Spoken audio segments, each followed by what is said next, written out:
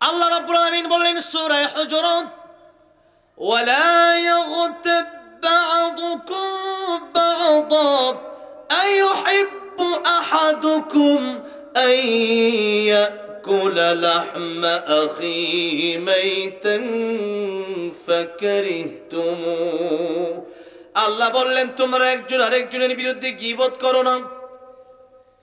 আইয়ুহিব্বু আহাদুকুম, তোমাদের মধ্যে কেউ এমনটা কি পছন্দ করো, আইয়াকুলা লাহমা আখিহি মাইতা, যে তোমরা তোমাদের মৃত ভাইয়ের কাঁচা গোশত খাবা। আল্লাহ বললেন ফাকারিহতুমু, আমি আল্লাহ জানি তা তোমরা অপছন্দ করো। কেউ কি কোনোদিন মৃত ভাইয়ের কাঁচা গোশত খেয়েছে? খাইছে? খায় নাই। আল্লাহ বলছেন এটাকে যেমন তোমরা অপছন্দ করো, গীবত করা মানে মৃত ভাইয়ের কাঁচা গোশত খাওয়া, এত জঘন্যতম কাজ। এবার একটু হাদিসের দিকে যাব, লক্ষ্য করেন। ইমাম সুফিয়ান সাউরি রাহমাতুল্লাহ আলাইহি তিনি একদিন তার খাদেমকে ডেকে বলেন, ও খাদেম শোনো, কিছু টাকা পয়সা সোনা দানা কিছু অর্থ সম্পদ তোমার আমি দিলাম, এই অর্থ সম্পদ গুলা তুমি ওই লোককে দিয়ে আসবা যে লোক আমার বিরুদ্ধে গীবত বলে। খাদেম ডেকে বলল, হুজুর আপনার বিরুদ্ধে বদনাম বলে, আপনার বিরুদ্ধে গীবত করি, তাকে এত টাকা পয়সা আপনি দিলেন, অথচ আমি না আপনার খাদেম, কষ্ট তো আমি আপনার জন্য করি, আপনি আমার কিছু টাকা পয়সা দেন, তা না দিয়ে তারা দিচ্ছেন কেন? হুজুর ডেকে বলছেন, ও খাদেম শোনো, ওই বেটা এত বড় উপকার আমার করে দিল, কিয়ামতের ময়দানে এত বড় উপকার আমার মা বাবাও আমার জন্য করবে না। অথচ মা বাবার সম্মান কত, সূরা বানী ইসরাঈল আপনারা মা বাবার কথা যত আলোচকরা যখন আলোচনা করে তখন আপনারা শুনেই থাকেন। কিন্তু ইমাম সুফিয়ান সাউরি রাহমাতুল্লাহ আলাইহি বললেন, ও খাদেম শোনো, যে ব্যক্তি আমার বিরুদ্ধে গীবত করলো, এই ব্যক্তি এত বড় উপকার আমারে করলো, কিয়ামতের ময়দানে এত বড় উপকার আমার মা বাবাও আমার জন্য করবে না। খাদেম ডেকে বলল, হুজুর কেমনে এটা সম্ভব, কেমনে মা বাপেও এত বড় উপকার করবে না কেমনে? এবার একটু লক্ষ্য করে দেখেন সূরা আবাসী, আল্লাহ বললেন, ইয়াউমা ইয়াফিরুল মারউ মিন আখিহি ওয়া উম্মিহি ওয়া আবিহি ওয়া সাহিবাতিহি ওয়া বানিহি। কিয়ামতের ময়দান যেদিন শুরু হয়ে যাবে,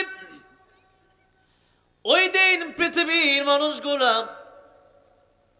50,000 বছর কিয়ামতের ময়দানে দাঁড়ায় থাকা লাগবে। মাথার অর্ধ হাত উপরে সূর্য, আর পায়ের নিচে তামার জমিন, আটলান্টিক মহাসাগর, বঙ্গোপমহাসাগর, আরব মহাসাগর পার গোলা, সাগর তো থাকবেই না, সব আল্লাহ তামা বানায় দিবেন, পাহাড়গুলা সমতল করে দিবেন। এমন একটা কঠিন অবস্থায় সব নবীরা পর্যন্ত নফসি নফসি বলতে থাকবে, কেবলমাত্র একজন নবী, যে নবী বলবেন উম্মতি, তিনি হলেন রাহমাতুল লিল আলামিন। আল্লাহ নিজের ব্যাপারে বলেছেন, আলহামদুলিল্লাহি রাব্বিল আলামিন। আল্লাহর যত সৃষ্টি আছে সমস্ত সৃষ্টি জগতের জন্য, দুনিয়া হোক পরকাল হোক, সমস্ত দুনিয়া এবং পরকাল উভয় জায়গার জন্যই আল্লাহ রাব্বুল আলামিন তিনি হলেন রব। আর আমার নবীর ব্যাপারে আল্লাহ রাব্বুল আলামিন বললেন, ওয়া মা আরসালনাকা ইল্লা রাহমাতাল লিল আলামিন। রাহমাতুল লিল আলামিন নবী কোরআনে প্রমাণ, আশিক বিনে কে বুঝিবে আমার দয়ার নবীর শান, উম্মত বিনে কে বুঝিবে আমার দয়ার নবীর শান। খারাপ লাগতেছে? একটু মাঝে মধ্যে নবীর প্রেমে বলা যাবে না আমার সাথে? একটু জবানটা ছেড়ে দিয়ে বলেন না, রাহমাতুল লিল আলামিন নবী, রাহমাতুল লিল কোরআনে প্রমাণ, আশিক বিনে কে বুঝিবে আমার দয়ার নবীর শান। বলেন আশিক বিনে কে বুঝিবে নবী আমার মদিনারে বলবো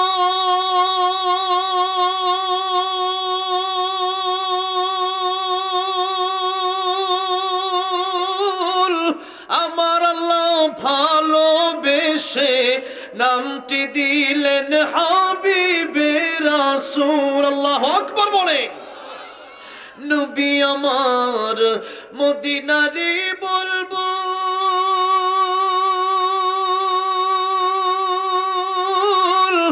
আমার আল্লাহ ভালোবেসে নামটি দিলেন হাবিবে রাসূল।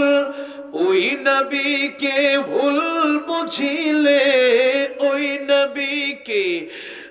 নবীকে ভুল বুঝিলে থাকবে না ঈমান।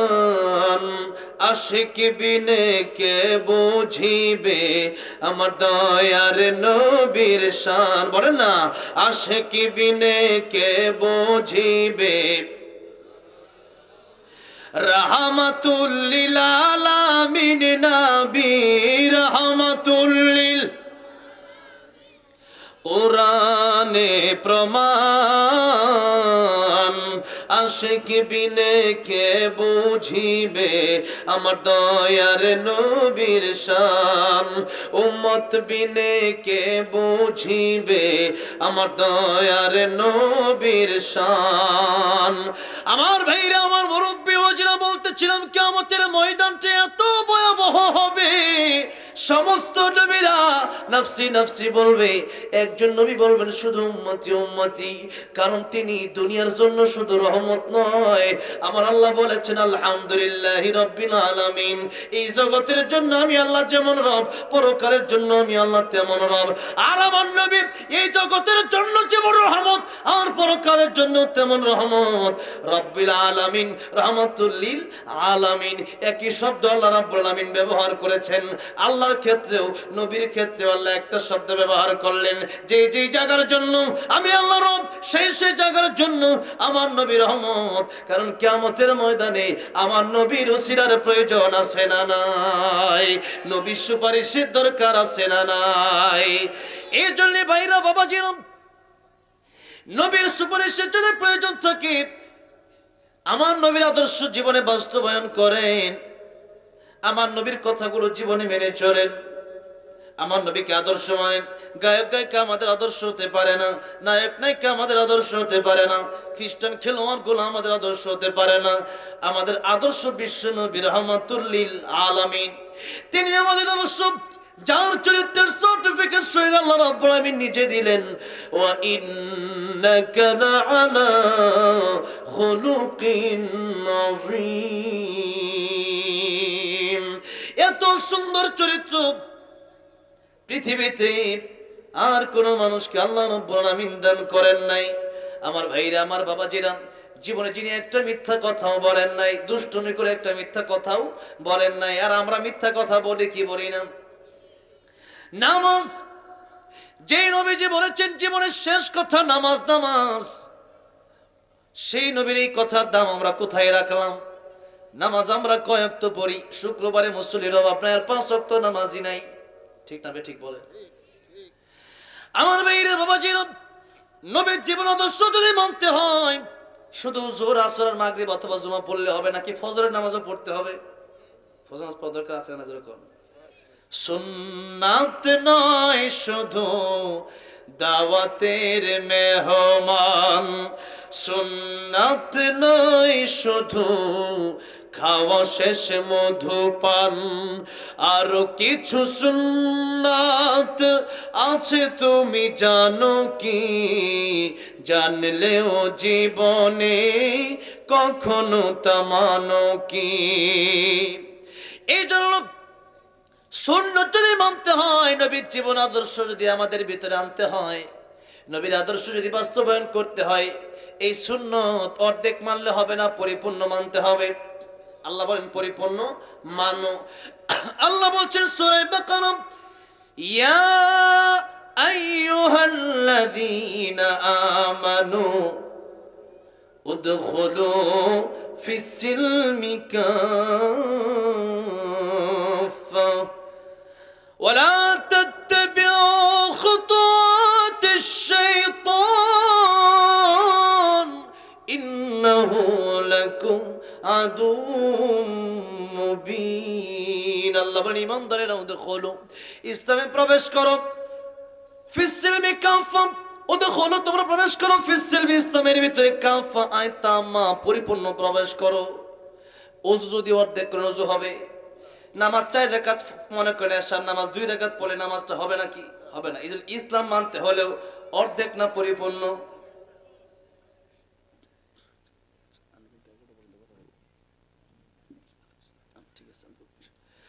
আমার ভাইরা, আমার বাবাজিরা, এই জন্য ইসলাম যদি মানতে হয় এই কথা মনে রাখতে হবে, আমার নবী যেইভাবে বলেছেন ওইভাবে আমাকে চলতে হবে। কিছু মানলাম না তা হবে না। আমার ভাইরা, আমার বাবাজিরা, বলতেছিলাম কিয়ামতের ময়দানে আমার নবী ছাড়া সবাই বলবেন নাফসি নাফসি, আমাকে বাঁচাও, আমার কি উপায় হবে, আজকে আমার কি উপায় হবে। সেই কিয়ামতের কঠিন ময়দানে আল্লাহ বলতেছেন তোমার ভাই কাজে আসবে না, বোন কাজে আসবে না, মা কাজে আসবে না, বাপ কাজে আসবে না। কে বললেন? ইয়াউমা ইয়াফিরুল মারউ মিন আখি ওয়া উম্মিহি ওয়া আবি। কার কথা এগুলা? আল্লাহর কথা। সূরা আবাসে আল্লাহ বললেন মা কাজে আসবে না, ভাই কাজে আসবে না, বোন কাজে আসবে না, বন্ধুদের কাজে আসবে না। মা বলবে আমার কোনো সন্তান নাই, কাউরে আমি চিনি না। সেই বিপদের দিনে মানুষের হক যারা মেরে খায় তাদের কিন্তু নিস্তার হবে না। মানুষের হক যদি কেউ মেরে খায় তাহলে তার নেক আমল তার অনিচ্ছা সত্ত্বেও তারে দিয়ে দেওয়া লাগবে।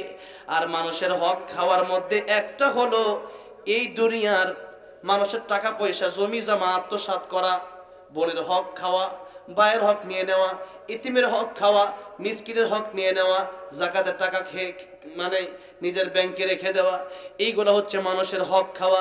আরেকটা কথা আছে মানুষের ইজ্জত নষ্ট করা। এটার ব্যাপারে নবী বললেন গীবত যদি করো তোমাদের 2টা ক্ষতি হবে, এটাও মানুষের হক নষ্ট করা।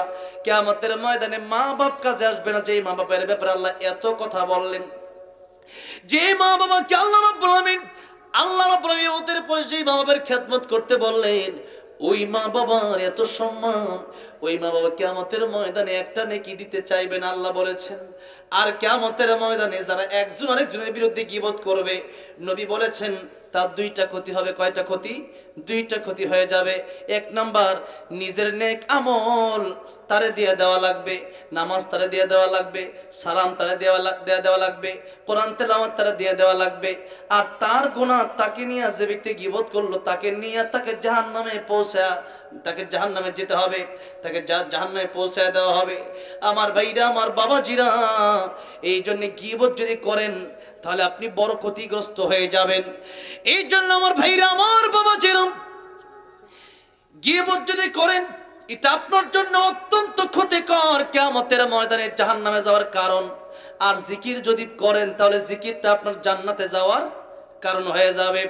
আমার ভাইরা, আমার বাবাজিরা, এবার আসেন জিকির শব্দের কয়েকটা ব্যাখ্যা আমি বলে আলোচনা আমি শেষ করব। জিকির শব্দের 5টা প্রধানত ব্যাখ্যা লিখেছেন তাফসীরে কাবীরে ইমাম ফখরুদ্দিন রাজি রাহমাতুল্লাহ আলাইহি। কয়টা? বুঝুন কয়টা? 5টা। 1 নম্বরে, আর এই সবগুলো আল্লাহ নিজেই বর্ণনা দিচ্ছেন। আল্লাহ বলছেন ইন্না নাহনু নাযালনা যিকরা ওয়া ইন্না লাহু লাহাফিযুন। আল্লাহ বলছেন যে আমি জিকির নাজিল করেছি আর এই জিকিরের হেফাজত আমি আল্লাহ করব। কিন্তু এই তরজমাটা এভাবে লেখা হয় নাই। এই তরজমাটা লেখা হয়েছে কিভাবে? আপনি তাফসীরে কাবীর খোলেন, তাফসীরে মাআরিফুল কোরআন খোলেন, তাফসীর ইবনে কাসির খোলেন, তাফসীরে কুরতুবী খোলেন, তাফসীরে মাজারি খোলেন, যে তাফসীরে আপনি খুলবেন তাফসীর খুলে দেখবেন যে এটাই লেখা যে আমি আল্লাহ কোরআন নাজিল করেছি আর কোরআনের হেফাজত করবেন কে? কোরআনের হেফাজত করবেন কে? আল্লাহ। কারণ পৃথিবীর অসংখ্য অগণিত গ্রন্থ রয়েছে কিন্তু কোনো গ্রন্থের হাফেজ নাই। একটা মাত্র গ্রন্থ, সেটা হচ্ছে কোরআন শরীফ। এই কোরআন শরীফের হাফেজ পৃথিবীতে আছে না নাই? কম না বেশি? এই জন্য নকুল কুমার বিশ্বাস হিন্দু হয়েও একটা গান লিখছে। কি গান বলবো?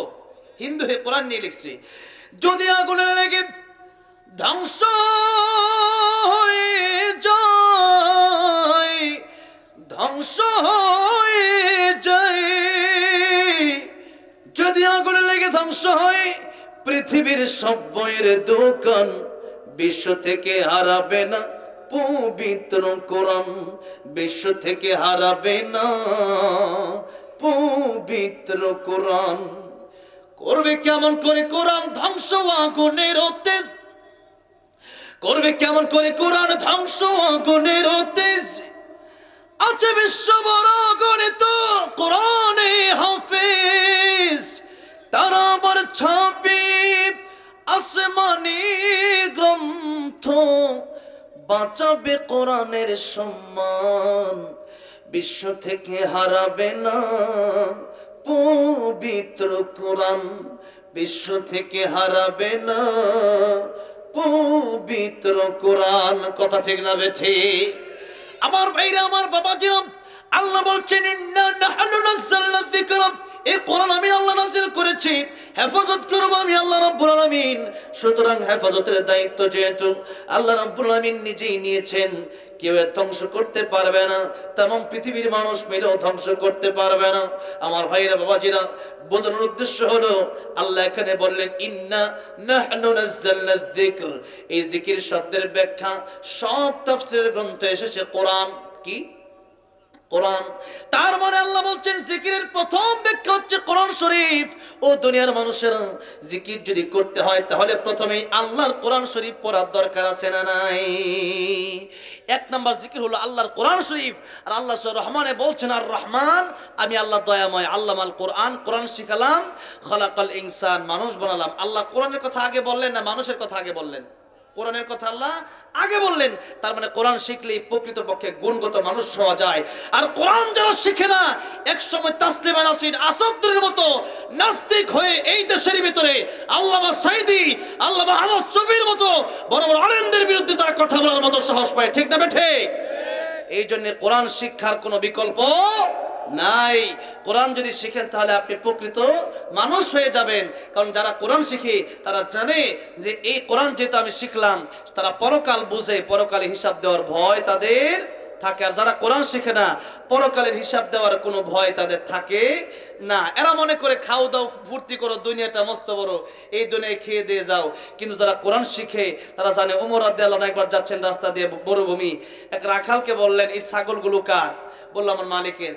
বললো আমার একটু দুধ দেওয়া যাবে? বললো না, আমার মালিকের ছাগল। ওমর রাদিয়াল্লাহু আনহু বলে একটা ছাগল দেও, পরীক্ষা করার জন্য বলে একটা ছাগল দেওয়া আমারে, তোমার কিছু টাকা দিই। রাখাল ডেকে বলল, ও যুবক, তখন চিনে না ওমর রাদিয়াল্লাহু আনহুকে, বলল যে এই যে ছাগল, এটা তো আমার মালিকের, আমি তোমার ছাগল বিক্রি করবো কিভাবে? আমি তো রাখাল। বলল তুমি বলবো বাঘে খেয়ে নিছে ছাগলটা। রাখাল বলল, যুবক, এই যে এই কথাটা তুমি আমার বললা, আমি আমার এই ছাগলের মালিককে হয়তো জবাব দিয়ে পার পাবো, কিন্তু কিয়ামতের ময়দানে এই মালিকের কাছে আমি কি জবাব দিব? আল্লাহু আকবার বলেন। এই যদি এই ভয় যদি কারো থাকে যে আল্লাহর কাছে একদিন অবশ্যই আমার জবাব দেওয়া লাগবে, যে লিতুজজা কুল্লু নাফসিন বিমা তাসআ, এই দুনিয়া তাহলে এমনি পাঠান নাই, যে পাঠাইছে যা করতেছে এটার হিসাব একদিন ঠিকই আমার দেওয়া লাগবে। তাহলে এই ব্যক্তি গুনাহ করতে পারে না, চুরি করতে পারে না, ডাকাতি করতে পারে না, সুদ খেতে পারে না, ঘুষ খেতে পারে। তাই জন্য কোরআন শিক্ষার কোনো বিকল্প নাই। ভাইরা বাবাজিরা, এরপর আরেকটা কথা বলি, কিয়ামতের ময়দানে সর্বপ্রথম নামাজের হিসাব হবে। কিসের হিসাব? নামাজের হিসাব হবে। আউয়ালু মা ইউহাসাবু বিল আবদি ইয়াউমাল কিয়ামাতিস সালাহ। কিয়ামতের ময়দানে নামাজের হিসাব যেহেতু হবে, নামাজ ভঙ্গের কারণ অনিষ্ঠা, প্রথম কারণ হচ্ছে নামাজে অশুদ্ধ পড়া। কারণ আপনি যদি কোরআন শরীফ অশুদ্ধ পড়েন, নামাজ হবে না। নামাজ যদি না হয় আপনি প্রথমে ধরা খেয়ে যাবেন। নবী বললেন, নামাজের হিসাব দিতে গিয়ে যে ব্যক্তি পার পেয়ে যাবে, সে সব হিসাবে পার পেয়ে জান্নাতে চলে যাবে। সুবহানাল্লাহ। তাহলে নামাজটা সঠিক শুদ্ধভাবে পড়ার জন্য আগে আমাদেরকে কোরআন শরীফ সহি শুদ্ধ করে শিখতে হবে। কি শিখতে হবে? কোরআন শরীফ সহি শুদ্ধ করে শিখতে হবে। অনেকগুলো গজলের রিকোয়েস্ট আছে, আপনারা গজলও শুনবেন, আমি শোনাবো ইনশাল্লাহ। একটু সময় নিচ্ছি আর কি, গজল আমি শোনাবো ইনশাল্লাহ। আজকের মাইকটা এত ভালো পাইছি, আমি অসুস্থ, আমি ভাবছিলাম যে কথাই বলতে পারবো না। আমার প্রচণ্ড অসুস্থ, পিঠে থেরাপি দেওয়া, তো থেরাপির শরীরটা একটু ব্যথা আর কি, তো একটু শক্তি পাচ্ছি না ওইরকম। তারপর মাইকটা খুব ভালো। মাইকের নাম কি? এটার নিউ সাউন্ড সিস্টেম, আলহামদুলিল্লাহ। এই মাইকটা খুব ভালো। এই মাইকটা হলে বক্তারা অনেক মানে সাশ্রয় হয় বক্তাদের, আলহামদুলিল্লাহ। অনেক ভালো মাইক, মানে এই এলাকায় ফার্স্ট টাইম এত সুন্দর একটা মাইক পেলাম, আলহামদুলিল্লাহ বলেন। তো আপনার অনেক ধন্যবাদ মাইকম্যান ভাই যিনি আছেন।